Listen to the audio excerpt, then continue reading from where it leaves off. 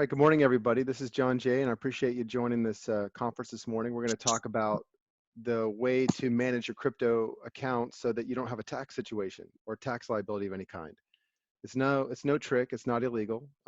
It's the way that many rich people have been doing this for a long time. They use it for assets. I've used it since the 90s. These different techniques I'm going to show you. I've used them since the 90s regarding stock. And as you know, stock is very taxable. Dividends are very taxable, but they don't have to be, because if you can change your property rights and maintain the property rights in a certain way, you can legally avoid the tax, even whether or not you're in the tax system. And we can talk about that too. But I want to explain this because I assume that everyone's filing 1040s in the States. And also you can look at the same way in the UK and Canada and Australia. We'll cover that as well because it's just slightly different, but it's the same concept. And a lot of the things I show people are not dependent upon statutes, and we don't try to get exemptions, because that way we can do this no matter what the laws are. That's what we want to try to get to. All right, so let's see if I can do this here.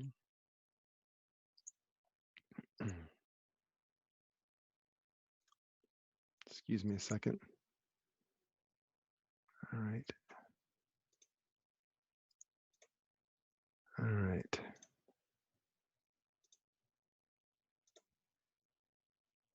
I'm going through and turning off everyone's video. We don't need all your video feeds. Okay. All right. Excellent. So we can do Q&A, of course, but let me just go over a couple of concepts here. What we want to understand is that when you're an account holder at an exchange, the exchange is the third party. Cryptographic currency we're talking about. The exchange is the third party. So the third party can be required by law to report activities on your account. And where we're running into trouble is people have a personal account, and the assumption is that that account holder has tax obligations by default. So whatever activity happens in that account confers a tax liability of some kind to the account holder, or presumably it does. So this is where the problem is. We don't have to be the account holder. We don't have to have a relationship with our asset the way we've been doing it all through our whole lives. We can change that relationship, and we can use an intermediary. We can use a company. We can use a group. We can use a corporation. We can use a trust. Okay. And each of these has different benefits and obligations, actually. What I like to show people is using a limited liability company is one very effective means of doing it. It's very simple. You can't mess it up. And no matter how you do it, I mean, if you understand the concepts, you can pretty much do it any way you want. You can use a limited liability company, or you can use a limited partnership. And there are some other nuances that go with that. But generally, you don't want to be the account holder when it comes to cryptos, especially when the exchange is collecting your tax information, your biographical data, your name, address, SSN, that sort of thing. That's okay to give it, but if you're the account holder, that's the problem. Give that same data because you're going to do that as a signer, but don't be the account holder, because the account holder has all the liability. So if you want to look at using a limited liability company, what's happening is that LLC is a new person. We assume they're going to register a new company, and it's a new person. It's not a taxpayer yet like you have been your whole life. So there's no presumption that that person, the LLC or the LP or whatever it is, a trust, has a certain tax obligation yet. So you can decide what that's going to be. You can decide that that entity is going to hold assets and disperse the assets and reinvest them in whatever it's going to do, and then pay taxes at some point in the future, but not right now. The fact that it has a gain doesn't mean it has a tax liability right now. You and me, that's different. If you or I have a gain from selling cryptos into dollars, that's going to create a tax liability, or at least a report. But if you're using a company, you can choose from the beginning how that's going to play out. Now, if I open the account with a limited liability company, and then I immediately go at the end of the tax period, I go and file tax returns, my options are limited because I can only treat the asset a certain way regarding taxes. But if I don't file tax returns for it, if I don't file reports on it, then I can do something else with the income or the gains, for that matter. If I paid myself those gains, well, then now I control how that is being reported, because it's not being reported by the exchange regarding me anymore. It's the exchange might be reporting it on the account holder, which is the LLC, but that doesn't matter because now the LLC is managing the asset for me. And unless the LLC sends a tax report in for me, which I own the LLC, I'm not going to do that on myself. That's a scenario you're able to avoid.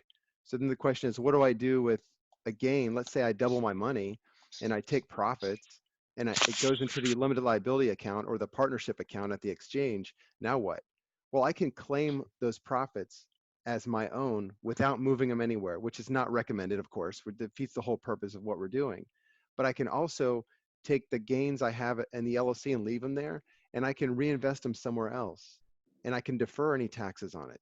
I can't do that if I take the gain first. I can do it if a third party takes the gain, like a company or a trust. And the LLC is nice because I can make the ownership anything I want, and we'll get into that shortly. But what I could do is, I don't want to talk too fast. I have a tendency to do that, and then I don't want to miss some points. So I'm going to break here and offer people a chance to ask me some questions or direct this conversation if you would. Just unmute yourself and we'll try to get the question.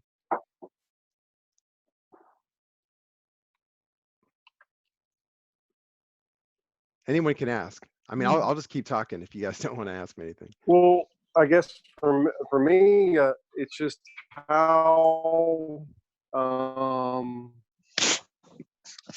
out and such those kind of things.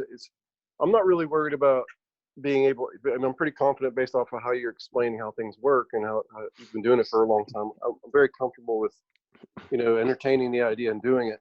The part that's a little uncomfortable and leery to me is the forms and those such things and the proper channels to go through, I guess. Okay. Use the queue people, maybe. Okay. So let me explain quickly. Forms. You're talking about forms like what? Forms when you open your account? Yes. Okay. They'll ask different information. You're still the signer, so the information you're disclosing, yeah, it might be collected on forms. You're just disclosing information. You're bringing in another party here, right? A legal entity, an LLC, and you want to do it that way. And yeah, the exchange is going to ask for its information, which you control. You have to give up the information, which would be, okay, so the way you form a limited liability company, we could sit down at a table and we can write a contract and call it a limited liability company because of how it operates. But if you go take that company, that organization between you and me, if we go take that company over to a bank or something, the bank is not going to open an account because we didn't register that company with the state or the province. So there's where we get into forms, okay? The starting of the forms. So you have a limited liability company, and then we just simply register it with the state. And all you do is you go to the Secretary of State in the United States, or you go to the province, and you file forms.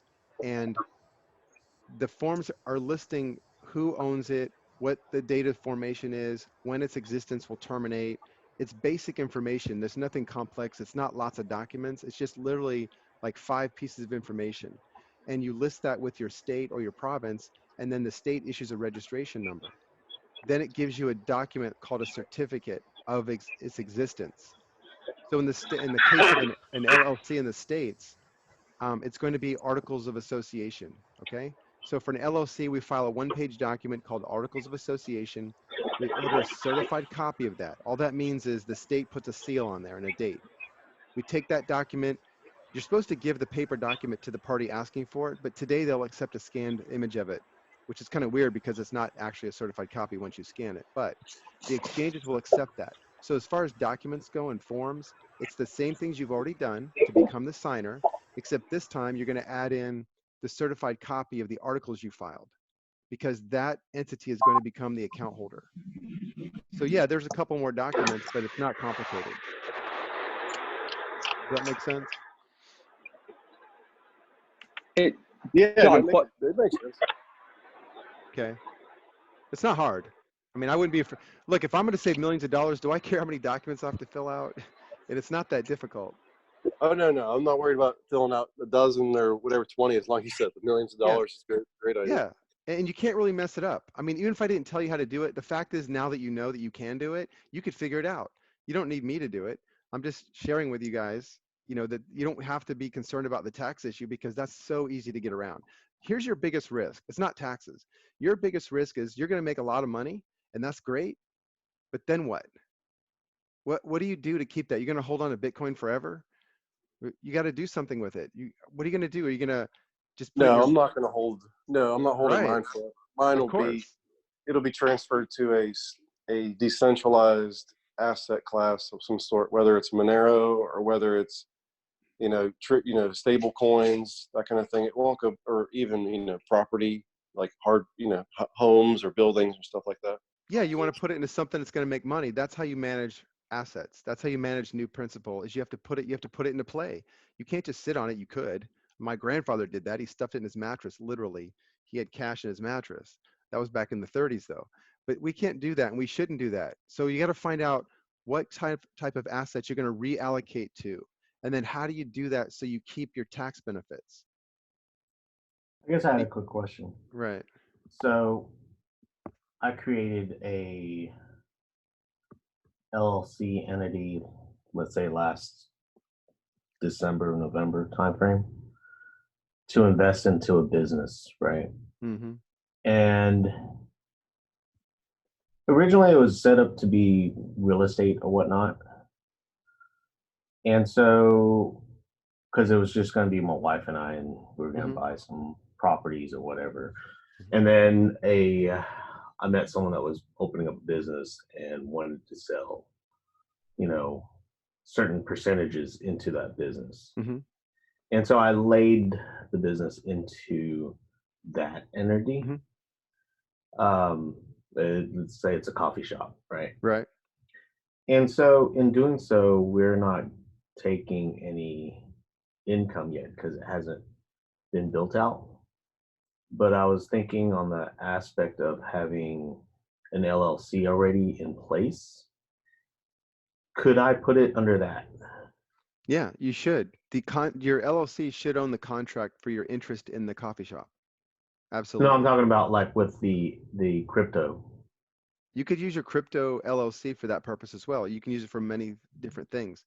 No, Is that what you're asking? I meant my positions in the cryptocurrency right now. Could I put it in there, or do I create accounts with crypto or exchange accounts with that LLC?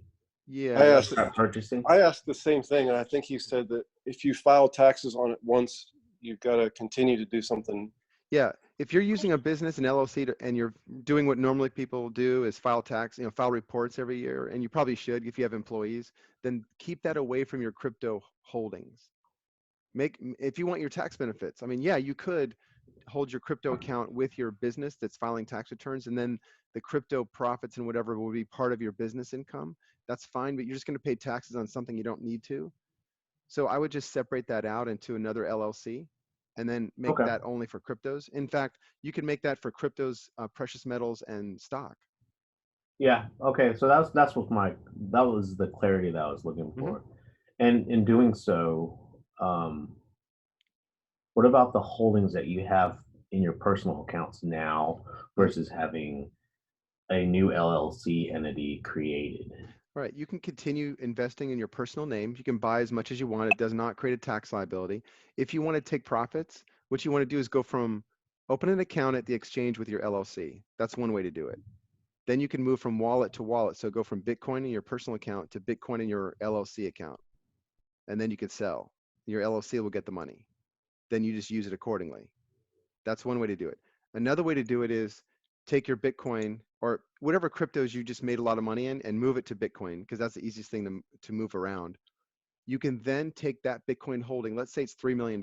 You can then put that Bitcoin wallet into an escrow account without taking dollars. Remember, this is all in your personal name right now. You can go from your personal Bitcoin account to an escrow account and then buy real estate through a closing through an escrow agent. It's just that when you take title to that real estate, you don't want to put it in your name. So that way it won't be a gain. Right. So there's a way to do it without having an LLC account at the exchange. You can use escrow to move the money out. So you can come right from your personal account. As long as you're funding another company with real estate, then you'll be fine. The other question I had was timing. Like, does it need to be done now, or does it need to be done You don't need at a to later do, time? yeah, it won't matter until you go to take profits. So at the point where you think you're going to take substantial profits, if you're not set up to handle it like this, I would then do a limited liability company. And I've done these on the fly at the last minute for people that are selling stock, all kinds of different property. I mean, I've done them like 3 days before. And like one guy called me last year and he wanted to sell some California real estate and he was a couple weeks out. So we set up a company, we transferred the title, and then at the closing, his company got all the money and he avoided all the capital gains taxes. Same thing with stock. We did that about a month in advance. So yeah, you could just wait until that time when you see into the future, okay, it was looking like in a month, or let's say you take all your profits and you're done. You've gone into stablecoin. Now you're not at risk anymore. You're not exposed and you're in stablecoin. Now what? Okay, think I'm going to set up a company here and I'm going to transfer my holdings into, I'm going to do whatever I need to do. Yeah, at that point you set up your companies. Makes sense. Yep. Yeah, it's that simple. So what we're doing is we're just changing our relationship to the property, our property rights. Okay, that's the simple version of it. So when you have a limited liability company, that's why I keep mentioning this, because in a limited liability company, you could just have a single member. Yourself can be the owner, just you. And no one's going to really care. And you could treat it as if there are multiple members. It's just that if you have a collection thing or someone suing you personally, to protect the interest, because you have 100% interest in that LLC. So to protect it, you would just add another member. And the LLC is recognized in the states by law to where two owners preclude any creditors from taking the money out and for one owner. So if you owed money and you and a partner owned an LLC, no one could take the money from the LLC unless you were paid. If you were the only owner of the LLC and someone got a judgment against you personally, they could reach into the company because it's 100%, right? Smackdown. Yeah. Yeah. But it can't be husband and wife, right? Husband and wife is a single owner. So Yeah. husband and wife does not give you, and the technical language here, just so you guys, if you want to look this up, the technical language is you will not have charging order protection with a married couple owning an LLC only. So all you'd have to do is just add somebody else, like your Uncle Bob or some person. And the way you add them is you simply amend the articles of association on the state's records. That's it. You just amend the articles and you add a member. That's how easy it is. And then you would block any creditors. And I'll tell you something else. This is really cool. This one, another reason why I like LLCs. I'm gonna mute everybody for just a. There we go. All right. So the reason why I like LLCs is because if a creditor tries to attach money for your interest in the LLC and is not able to collect, his client will owe taxes on the amount of the writ given by the court. So if his judgment is $1 million and he tries to get $1 million attachment on your interest in the LLC and he fails, because he will, then his client will owe taxes on the $1 million. So that's why it makes it really strong, so that it even avoids litigation, because attorneys are not going to try to reach out and take that money just because they know what the consequences would be. They would lose future referrals from different clients, right? So it's really powerful. You'll have to unmute if you want to say something, Seth. Hey John, how's it Yeah. work if I have them on a personal account now, 100% of my assets, and I move them to an LLC after? Yeah, just do that. Just move them. And if you talk to your accountant about that, most accountants will say, "Well, gosh, that's a sale." And the truth is, it's not a sale. You could account for it as a sale, but you'd pay way more taxes than you need to. What you've done is you've taken 100% of your beneficial interest, which is in your name, right? Your personal account, and you transferred it to a company where you still retain your same beneficial interest. So the beneficial interests have not changed. So that trade, that exchange is not a sale. It's not a third party. What you've done is you've transferred property for what's known as estate planning purposes. So that phrase is very important, estate planning purposes. That's how I move property, like real estate and stock and even cryptos. I move property rights under that umbrella if I can. Sometimes it doesn't qualify. I can't lie. You have to do it the right way. But in that scenario that you described, you can go from your personal account to your company or trust account for estate planning purposes, and there's no tax condition there. And likewise, there's no tax between coins anyways. That's another issue. I don't know if you guys are familiar with this. Do you understand that trading between crypto coins is not taxable? Yeah. Y'all get that? Do you want me to tell you why? We already know that. Yes, please. All right. No, but can you go over it? Yeah, Yeah, go we ahead can. and go over it. I had Yeah. another question later. Okay, well, the bottom line is go look at there's a couple articles I wrote. There's a criticism I wrote, or an article I wrote on the letter ruling, the recent letter ruling last year the IRS did. I think it was in November or something. It's in Aceofcoins. Pray So and eat.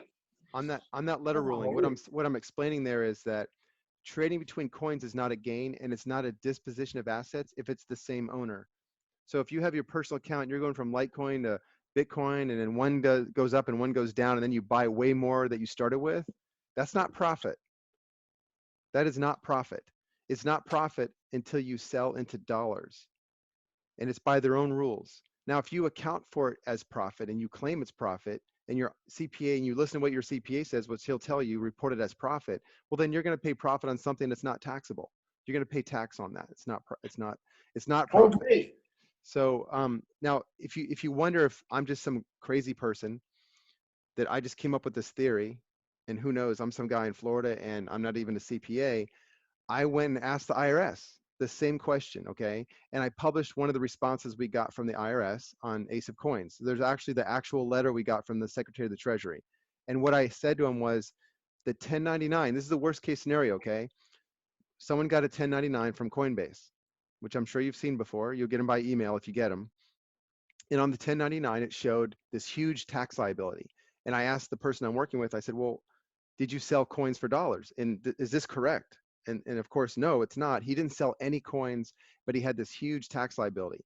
So I wrote a letter to the IRS, and it's a certain kind of letter you have to send to the office of the secretary, and you ask them, you explain there was no disposition of the asset.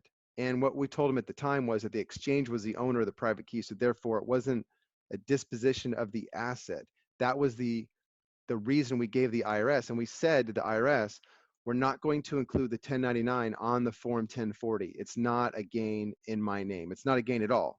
And the IRS wrote back and said, continue what you're doing. Basically, it said, make no changes. You're fine. There's no need to do anything different than what you described in your letter. So we got written confirmation about a dozen times last year, without exception. I mean, the IRS never disagreed with me. Always said, yeah, okay, you're right. There is no disposition of assets. So that's why there's no tax between coins. Moreover, there's no law that would impose a tax between coins. There is no new crypto law. There's no crypto law. Nothing's changed. The only thing that happened is in 2014, the IRS defined cryptographic currency, or assets or tokens, as property, which brings in 100 years of case law. So there's nothing new in the crypto world. There's no need to write new laws. It's treated just like property. So there's a case, it's called Eisner versus McCumber, and it's in my article. I can publish it. You guys can see it if you haven't already. In Eisner versus McCumber, this was in 1920, and nothing's changed since then. The Supreme Court made a ruling, and someone asked, hey, if someone's stock holdings in a company goes up against the dollar, if they make more money, and they don't take the money out as a dividend, is that still considered income for tax purposes? And the Supreme Court said it's not. The Supreme Court said the only time someone owes taxes is when he receives dollars for the asset, whatever that is, whether he sells the asset or whether he gets a dividend. Until he received dollars, it's not income for tax purposes. So that's the basic rundown of why there's no tax between cryptos. Is that the same as moving like a US dollar into a USD coin? And then would the USD coin be considered crypto rather than dollar amounts? It's crypto. Same with Okay. true USD. Any stable coin is crypto. It's not a US dollar. Okay, so the question I had was on the LLC creation. So what's the difference between having two people in one LLC versus having LLC layering? And Oh, you don't what I need mean, layering. You never need layering. well, you know, like what I mean by layering is, maybe I'm not using the right term. Okay. It's the fact that you are doing like real estate layering. Like let's say you have a holding company for the real estate and a limited liability company for the liabilities. Okay, And yeah. that's what I mean by layering. You could separate out your risk that way. You're not Yeah. layering, but what you want to do is, for example, if I'm investing in real estate, I might have one LLC that owns 10 properties, but those 10 properties are going to be almost the same type of risk and in the same market. And then if I go to a different city, I'm probably going to use a different LLC, even in the same state. So I'm going to parcel out my risk with different LLCs. And I can also do that with contracts. I can do that with debt instruments as well. So there's different ways to manage risk other than setting up different companies and then making one company own another company or something, if that's what you're talking about. Right. Yeah, you don't ever need to do layering in that sense, but you do want to parcel out your risk. Like an LLC shouldn't own your house and your car. It probably shouldn't own your car anyways. But if you want your Right. LLC to own your house, you could do that, or your LLC could own the debt on your house. That's another Well, way. I was thinking, let's say you had rental income on a real piece of real estate, right? Mhm. And so the holding company holds the real estate, and the other limited Mhm. liability company holds the liability coverage. You could do that That's way. Yeah, you could yeah, do that way. You could also have one LLC that manages all your receipts from all the income properties, one LLC that handles all the cash flow and files tax returns if that's what you're going to do, and then have different entities own each piece of real estate, like trust right, organizations. You could do it that way too. Yeah. right. Yeah. That's And what I was sometimes, thinking. yeah, and depending on what kind of entrepreneur you are, sometimes I'll even do an LLC that's not registered. I'll just name it in the trust deed or the deed. Okay. Now that's not for everybody because you have to understand what you're doing. So you can do it that way as well. Just so What are you your don't. fees? I charge $500 to set up a company. So, and No, what I I meant do is uh, consulting fees. I don't do by the hour. So, like I said, I set up a company. That's kind of not exactly what I'm doing. I set up a company, but I set up a whole plan for somebody. So it depends on what you're doing. Typically, it's going to be anywhere from $500 to maybe $1,500. It's going Right. to be based on the project you're describing and the risk we're trying to deal with. So yeah, Okay. somewhere in We'll there. be in touch. Okay. All right. Yeah, it's all about managing risk. I mean, anybody can set up a company. You guys probably know how to do that. It's not hard, but it's a Yeah. matter of managing the risk. One other concept, I mean, unless you want to guys to ask something else, one other concept that I like to share is the dual member LLC, okay? That it can't be spouses, it can't be husband and wife, but two people that own an LLC um, would divest the exclusive right of one individual owner. So what I'm talking about is if I have the exclusive right to sell something, or to spend money, then that right can be taken from me by a creditor, or I can have a tax liability for that matter. But if I have my rights on that property shared with another person, like in an LLC where there are two members, if both members have an undivided interest, you got to be careful about this because most default uh, operating agreements have a divided interest. And you'll see this in the language of the instrument when you see things like capital accounts and you see accounting periods and things like that and disbursement schedules. When you see that, what's happening is your interest is being divided. And attorneys do this all the time because attorneys, they publish these documents and everybody just uses them and they don't change them. So if you just accept a document that you get from LegalZoom or something, it's going to have a divided interest and you have the liability then. If your interest is expressed, that liability is the amount that's expressed. That can be taken from you by a third party. Now, you get charging order protection, all that stuff, but just realize that. So if I'm doing something in, let's say, Canada with a limited partnership, those default contracts, those partnership deeds, they have capital accounts for each of the partners. So what I do is I rewrite them and I say, look, there's an undivided interest between the partners and we'll decide someday as how we're going to divide it. Now I don't have a liability for taxes. I can operate it in a deferred way. I can keep rolling the money over because I didn't take out my interest. I didn't identify my interest. And that's the nice thing about an LLC or an limited partnership for that matter. All right, so I'm gonna throw one more idea at you.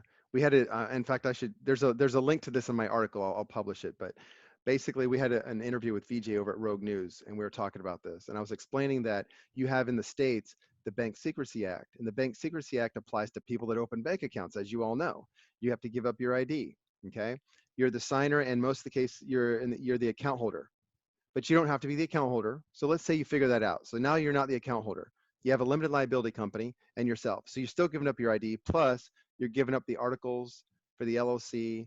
And if there's another person named in the articles, well, then that bank's going to ask for his or her information, right?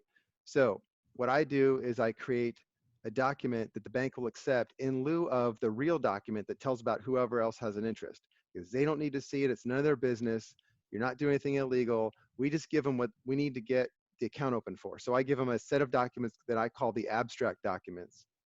We don't use this language at the bank because they don't like to know that they're being given fake documents, okay?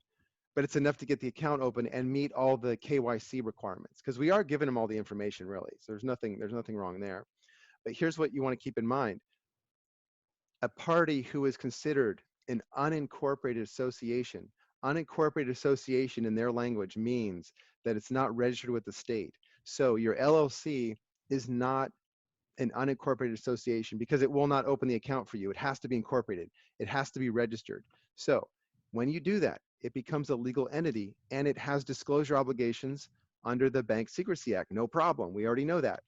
But your ownership of the LLC can be whatever you want. And I'll suggest to you this. You can have 2 members. That's kind of cool. If you guys don't mind giving up your ID, you'll have to give up your ID because you're considered individuals. But your owner of the LLC can be a trust that's not registered, which is like an unincorporated association. It can also be an unincorporated association, which means this. An unincorporated association, here's an example of it. It's your family. Okay, it's a group of people that have never done anything together in a legal context, that have not registered anywhere, but they have a general relationship where they're doing a thing together, but it's still unincorporated and it's an association because you have a common interest, okay? If that thing, that group is the owner, and you simply have to name it. You just say, the name of the owner of this LLC is going to be this group, all right? The bank cannot, and sometimes it does, but it cannot, by law, it's not required to ask for anything regarding the unincorporated association.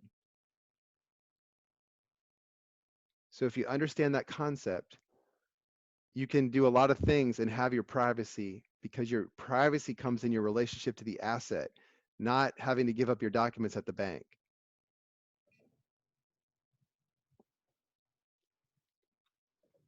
I think once you see it in writing, it might make better sense. Does anybody have any questions on that one? Yeah. So instead of having an extra person, you would have the actual unincorporated association, whether you're a trust, whether you're Yes. an LLC, or whatever it is. It doesn't really matter what it is, as long as it's an entity for a group, right? It Correct. has to be for a group. Correct. Correct. And it doesn't become a legal entity. For example, people in your neighborhood that drive cars are part of an association of people in your neighborhood that drive cars, right? You just described an association, okay? So let's give it a name. People who drive cars, private membership association, right? It's a PMA because I said so. So that's what we do in the LLC. When we register it, we identify the owner as whatever the name you want to call it is, comma, PMA. It doesn't have to be PMA. It could be something else, but that's what I use. And a part of the reason why I do it is because a lot of times I'm working with just one person and I don't need to tell him to go get his Uncle Bob to sign on to something. That's kind of inconvenient. So I just say, don't worry about it. I'll set up an association. I'll identify that as the owner and I'll show you how to work with it. So now my client becomes the authorized signatory for a group and his ownership interests are not discoverable ever. So he's just like a signer for his church. Nobody knows what his interests are. I think I'd rather just have you set everything up for me. Okay. Well, I could do that too. Yeah. But I just want to share with y'all because I'm watching your posts on the group and I'm like, come on, guys, this is not the issue. What you should be talking about is what assets you're going to buy and what your yields you're expecting. Like, hey, I'm going to buy up every grocery store in my town, you know? And I think No, because I've been looking for a strategist for years is the issue. Okay. Yeah. Okay. Well, yeah. Yeah. That's my thing is for the last 20 years, I've been looking for a tax strategist. Okay.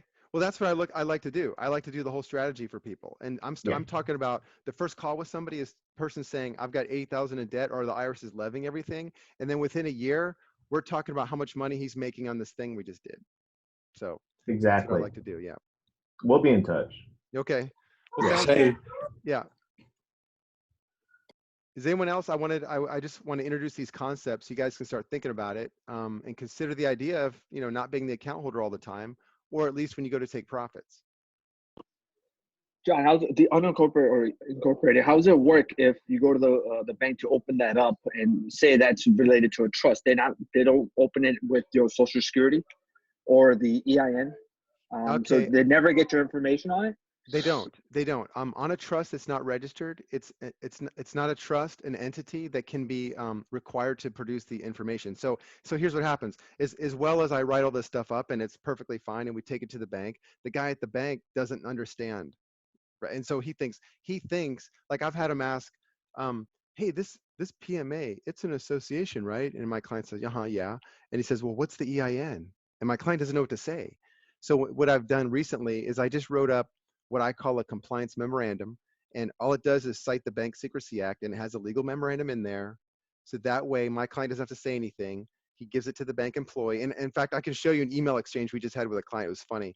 She said the same problem. She went to Gemini, and Gemini said, hey, this PMA is all this stuff. And I gave her the memorandum, and I said, just give that to him. And then she wrote an email back and said, okay, that worked. So once they're advised of their own laws they're trying to enforce and realize what they have to do and what they don't have to do, they're off the hook. They don't have to get the information. So just so you know, they will not need an EIN for your association if it's unincorporated, if it's not registered. It's the opposite of what you might think. They do not need an EIN for a trust unless the trust is going to be the account holder. See, that's the thing. If you take your association and make it the account holder, they're going to want a tax number for it, which is not a problem, but it's just a name that you assign a tax number to. So I wouldn't do that. I would just use an LLC. That's the taxpayer. It has no liability because it's only the pass-through. Your PMA has no tax number, and it's articles. If you want to have articles, fine. You don't have to have articles for a PMA or any type of an association or a trust. Like I can open a trust account at my utility company. Let's say I don't want a debt in my name for some reason. There's reasons why you want this. So I call my electric company up and I say, hey, I want to open a new account in the name of a trust. And they'll say, okay, fine. What's the name of the trust? And I give it and all this. And so they open the new account. And then later I switch my utility account from my name into the trust account. Now there are reasons to do this. I'm just saying the utility company is not going to ask me for the trust documents. In fact, it doesn't even care if it has a tax number. And if it did, I could just make up a number because it's not in the tax system where I need to be concerned about backup withholding. All right. So that's another issue. We could talk about W-9s and all that stuff because there's a need to do W-9s, and there's a reason why you want to do it. And there's certain situations where you can avoid it. So we could talk about that too if you want, but I just want to share the general idea of how to avoid the whole issue of taxes legally. Yeah. Nice. All right. Well, good. I appreciate Well- your forums. You guys have good information. Is there anything else you guys want to ask? Yeah, one last thing. And I just want to clarify for everyone, this is more so a deferral of taxes, correct? Hold on. There's a lot of static there. What was that you said? I just wanted to see if it was clarification on, if we can clarify if it's a defer of taxes. Yeah. Rather than avoid paying taxes. Okay. Tax deferment is accounting practice. There's no law. There's no rule. There's nothing that says, here's what tax deferment is. And if you do it this way, no, it's an accounting practice. So you have to choose your tax treatment. So we assume that everything's taxable, okay? So it's taxable unless it's not. So when is it not? Well, if the tax is going to be paid later and everybody knows that, well then fine. And the IRS doesn't care. So it's how you do things. So if you file a tax return on your LLC, you can have zero taxes.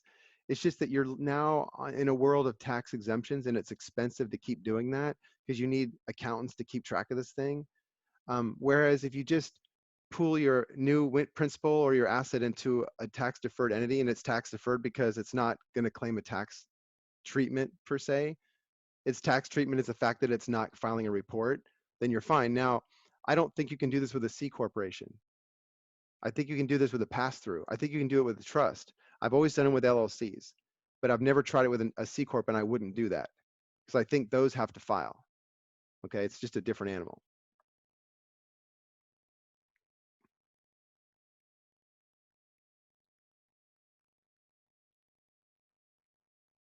All right, does that give you guys a little information? If you want, I will post this article with all the references because there's some things we didn't go into too much detail on, but I think you get the idea. I'll post this article and you can go do some research if you want to and see what I'm talking about. And then if you have any questions, let me know. I'll just put it into the groups. Okay, That excellent. sounds really good. John, this is Leslie. Can I ask another Yeah, question before of we course, go? Leslie. Could you talk a little bit about the various options for extracting the money after, it's in the account and you've deferred the taxes? And I know Yeah, you can buy investments and they can do things. yeah, Maybe absolutely. you can That's a good take loans question. and pay it back, but can you talk just a little bit about the various options? Right. There are several options, and it goes into probably a dozen options. It depends on what you're trying to do in your situation, but generally, you can borrow the money. Okay. That's the general idea. So here's how that looks. Let's say I made the money I want in a coin and I sell it to my LLC account. I sell it to the LLC. Now I have dollars. Like Coinbase just bought it from me and I got my dollars. And let's say it's $100,000. And now I want to take that. My dream was to take my $100,000 and go buy a nice car. So I go to my dealership and I make my deal and it's $100,000 and I go back to my LLC bank account and I go in there and I get certified funds, or I can wire the money, however it works. And I wire the money to the dealer, or I bring him a check and I explain to the dealer that I already have a lender and here's the lender's name. I give it my company name, my LLC, an address and tax number, okay? And then the dealer will write up all the paperwork and show that my company is the lien holder on the car. And I can write whatever terms I want. And now I've taken a car, just like I bought a car just like everybody else does, but it looks like I used loan money, which I did technically. And as long as I have a payment history of paying back that loan under the terms of the loan, then it's never going to be a tax situation. Okay. That's a very basic way to do it. A little more sophisticated way, really, I mean, an easy way to buy a car is you just go pay cash for the car and take the title in the name of a trust. That's another way to do it. I just have seen problems over the years when people pay cash for cars where the IRS gets involved, and because the dealership has to tell the IRS or has to do a certain form. I don't know. You can do that if you want. I don't see a real problem with it. I just want to avoid the hassle. Another more sophisticated way to do it, again, it's borrowing. So it takes a little time to set this up though in advance. So this is recommended for big ticket items like a hotel. If I'm going to buy a hotel and I'm going to spend, let's say, $10 million, then I would set up a whole life policy. And there's an agent. I can connect you with an agent. We have this thing set up, right? So you get your whole life policy, one or two policies. You can get as many as you want. Once you have the policy set up and you funded it with a single premium, your cash, instead of buying the asset with the cash, you buy a whole life policy with the cash. You borrow it from the policy. Now, this is what the policy is intended for. It does have life insurance, but it's intended that you borrow the money out. When you borrow the money out, you can do a couple of things. You can pay it back as a loan over time, or you can pay the interest on the loan and one lump sum, and then now you have after tax money that you can spend any way you want with no tax situation, whatever, okay? You can use a whole life policy for that. Now, what's cool is if you do that scenario, the money that you borrowed out is still paying you a dividend or interest in the whole life policy that's tax deferred or tax free, and the asset you're going to pay for with the after tax money is now going to pay you an income in addition to that. So your principal's making money on both sides, okay? And it's tax free. So that's, again, another example of borrowing. People ask me all the time, how would I take out $5,000? And I used to tell them, well, just take out the $5,000 and make it part of your income, because $5,000 is kind of hard to run through escrow. Who's going to do that? It doesn't make any sense. So what you can do now with a life policy, a whole life policy, is you can fund your annual living expenses. And that would pay for everything. So now the $100,000 that's in your bank account in January will cover your whole living expenses, and that's after tax money. That's one way to use it, okay? Another way to do it would be to use escrow. So escrow is this. It's a trust, and not all escrow agents will do it. But I can go from my coin, Bitcoin, for example. I can open an escrow account with Bitcoin, and I can have my escrow agent source the dollars. He can locate the dollars and sell it. And many of them are suited to do this. BitPay can do this very well. There are others, okay? On the other side of that transaction, you'll have a closing date. Let's say it's real estate. Let's say it's that $10 million hotel. So I put my $10 million worth of Bitcoin.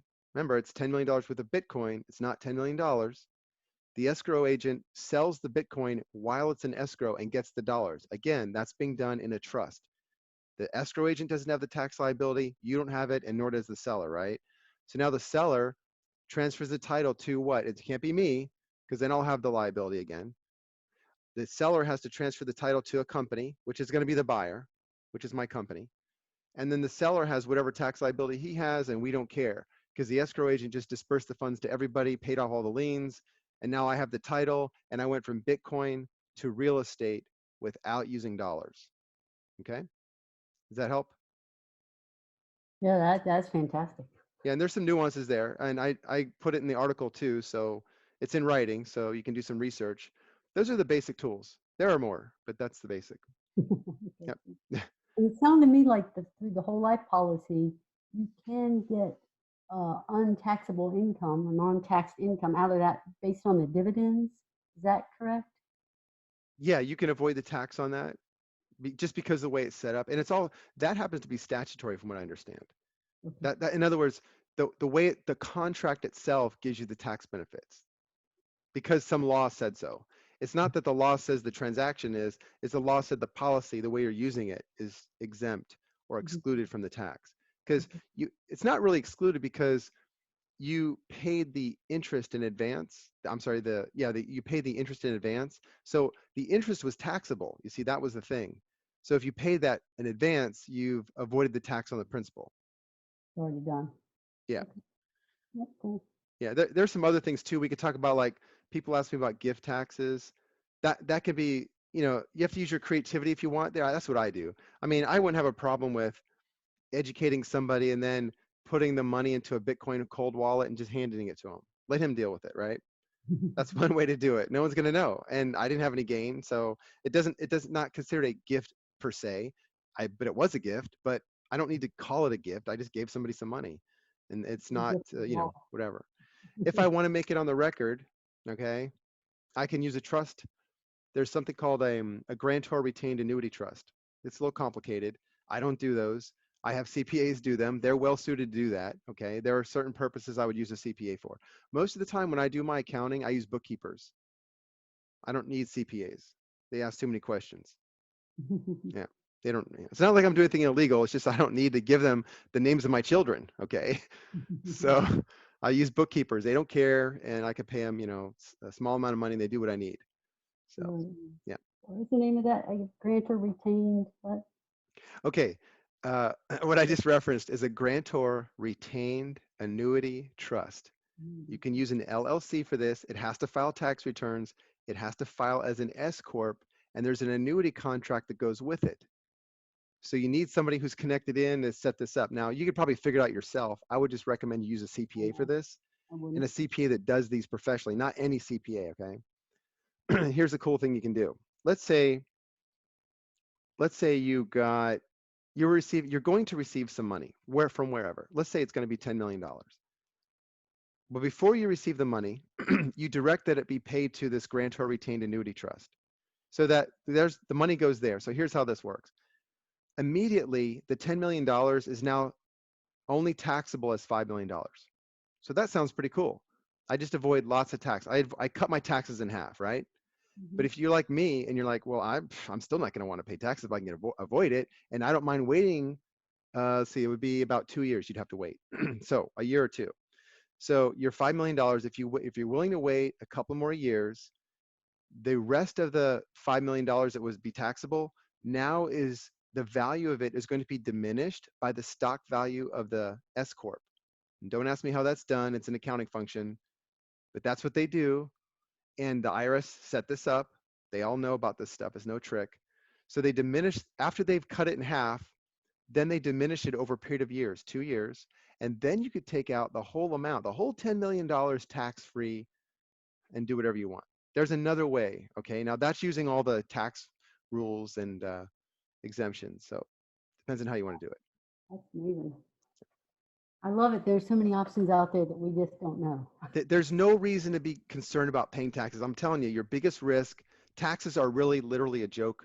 Okay, you're wasting your time talking about them. There's a couple of tools. If you just knew a couple of things, it's so easy. Your biggest risk is not knowing what to do with that money, is not knowing how to manage it. And I'll tell you this, I would just recommend you get a windfall. Do not be so eager to pay off consumer debt, your personal debts.